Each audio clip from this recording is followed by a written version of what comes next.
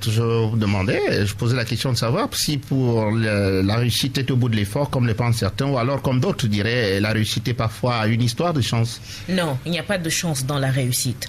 Je vais revenir au simple principe du Kung Fu. Qu'est-ce que moi, par exemple, mon maître de Bagua, Wang Chu, me disait constamment? Il y a des règles qu'on doit maîtriser. Ce sont les règles qui nous lient à la nature.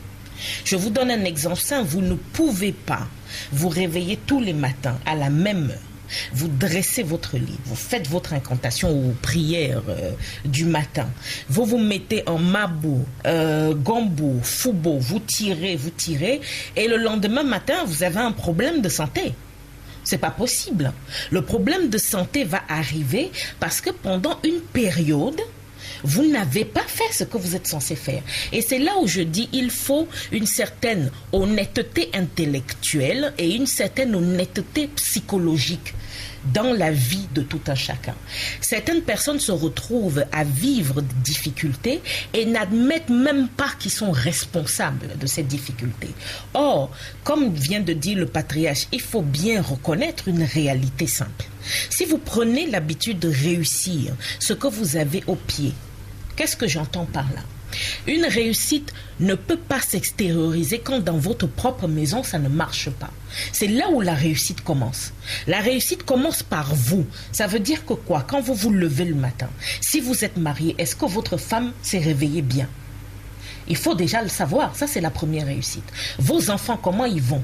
Ça c'est la première réussite. Quand à l'intérieur de la maison, vous avez des difficultés avec votre famille, expliquez-moi comment vous voulez réussir quoi que ce soit à l'extérieur de votre maison, puisque votre maison est le bastion de votre bien-être. Donc, il faut revenir à certains principes. Et ces principes-là sont que la réussite extérieure, la réussite dans la société, la capacité de trouver un travail, d'avoir un bon salaire, commence d'abord par la structure qu'on met en place dans sa propre maison, avec sa famille, avec ses amis, avec ses proches, l'entente avec les voisins, avec le quartier, ses propres principes à soi-même. Et quand quelqu'un est incapable d'avoir des principes clairs, qu'il suit tous les jours, qu'il pleuve ou qu'il vente, je suis désolée, ce n'est pas parce qu'il va trouver un travail qu'il va le garder. Donc, à partir de là, qu'est-ce que vous voulez entreprendre quand vous n'avez pas de discipline personnelle, que vous respectez quoi qu'il arrive? Parce que c'est le quoi qu'il arrive qui compte. C'est pas l'autre côté. Maître, oui, maître, je voudrais savoir si conviction et foi, ça veut dire la même chose, et quelle est la part de cette conviction-là dans la réussite?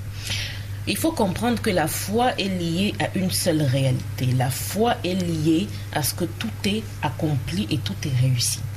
C'est ça la foi. Quand quelqu'un dit qu'il a la foi en Dieu, puisqu'il est fait à l'image de Dieu, ça veut dire que tout ce qui se passe autour de lui va aller dans la bonne direction. La conviction ne se développe qu'avec la pratique de nos propres principes. On ne peut pas acquérir de conviction sur quelque chose qu'on ne maîtrise pas. Il faut arrêter de divaguer. Pour maîtriser quelque chose, il faut pendant un certain moment l'avoir fait, refait. C'est pour ça que quand vous revenez en parallèle avec le Kung Fu, vous vous rendez compte qu'un maître, c'est quoi? C'est quelqu'un qui a passé des années et des années durant à faire les mêmes gestes, les mêmes mouvements pendant tellement longtemps que vous pouvez le réveiller à 5 heures du matin et lui demander de se mettre en position de mabou sans chaise. Il va s'y mettre et il va rester là. Et ce mabou sans chaise, c'est quoi pour les auditeurs qui nous écoutent en plus simple? Alors, comment vous référencez le mabou? Mabou, vous vous asseyez contre le mur comme si vous aviez une chaise. Et vous vous asseyez dans cette position, puis vous vous décalez du mur et vous restez dans cette position. Moi, par exemple, quand on me faisait travailler, mon maître mettait 2 tasses de thé chaud sur les cuisses pour être sûr que j'allais garder la bonne position. Si je bougeais, ça se versait. Maître, on dit souvent que le plus souvent on réussit non par ce qu'on fait, mais par ce qu'on ne fait pas. Un commentaire. On réussit par ce qu'on est. C'est ce qu'on est qui définit ce qu'on est censé faire ou ce qu'on ne doit pas faire.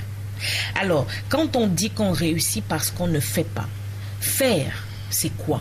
Revenons à la réalité des choses. On ne peut pas vouloir faire quelque chose qui n'ait pas déjà été conceptualisé à la base. Le concept, c'est quoi? C'est la pensée. Donc, effectivement, la pensée est à la base de tout. Vous ne pouvez pas éviter ça. Quand vous voulez, par exemple, construire une maison, comment ça commence? Vous pensez que vous voulez construire une maison. Maintenant, quand vous l'avez pensé, c'est le fait d'y penser pendant longtemps qui fait qu'à un moment donné, vous vous dites qu'il faut passer à l'acte.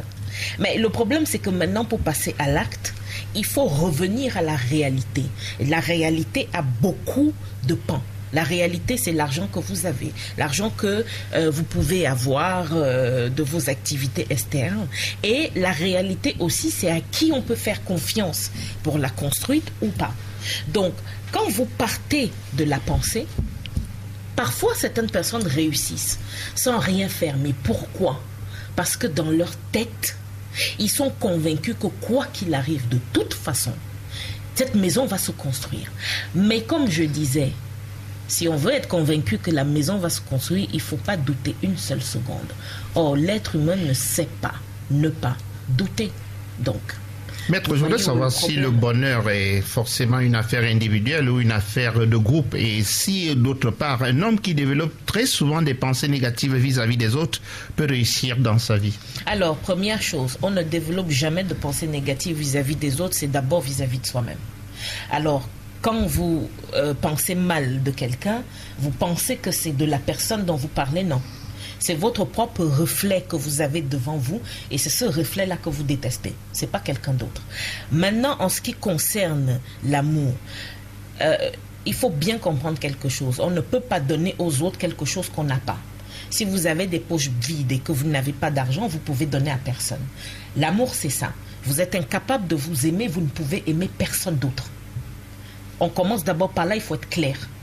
Quand vous vous aimez, c'est cet amour que vous avez, cet amour en vous qui est accompli, qui va se diffuser aux autres. Et malheureusement, la plupart des gens pensent qu'il faut aimer les autres et eux-mêmes se retrouvent dans une situation complètement catastrophique. Or ça, ce n'est ni l'amour de soi, ni la glorification de Dieu. Ça ne fonctionne pas comme ça.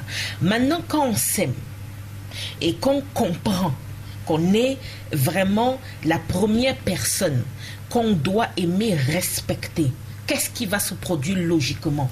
Toute personne qu'on va voir à l'extérieur, on va l'aimer et on va le respecter pour une seule raison. Si on ne l'aime pas, on ne le respecte pas, on a l'impression que c'est nous-mêmes que nous n'aimons pas et que nous ne respectons pas. Donc, l'extérieur n'est que la conséquence logique de l'intérieur. Vous ne pouvez pas développer des sentiments d'amour ou de respect ou de confiance vis-à-vis de d'autres personnes si en vous-même, quand vous vous retrouvez seul dans votre conscience interne, vous vous jugez, vous vous insultez, vous vous maltraitez. Vous ne pouvez pas faire sortir quelque chose de bien dans un univers négatif. C'est pas possible. Donc, si vous voulez aider un tant soit peu le monde ou aider l'environnement, commencez par vous aider vous-même. C'est le plus important. Le reste... Il y a aussi que dans la vie, on retrouve parfois des jeunes accusés d'avoir voulu aller trop vite, d'avoir couru très rapidement, d'avoir voulu amener le bonheur vers eux assez rapidement. Pourtant, vous nous dites, maître, qu'il y a quand même des secrets pour accélérer la réussite et le bonheur. C'est ce que je disais, le premier secret qu'il faut avoir, c'est, moi j'appelle ça le reflet du miroir. C'est-à-dire quand vous vous levez le matin et que vous vous regardez dans un miroir, la première chose à vous dire, c'est « je suis beau ». Ça paraît relever du narcissisme, mais le narcissisme est une maladie. Ça n'a rien à voir, c'est des gens qui ont des problèmes mentaux. Mais quand vous vous levez et que vous vous dites que vous êtes beau, de qui est-ce que vous parlez? De vous? Non.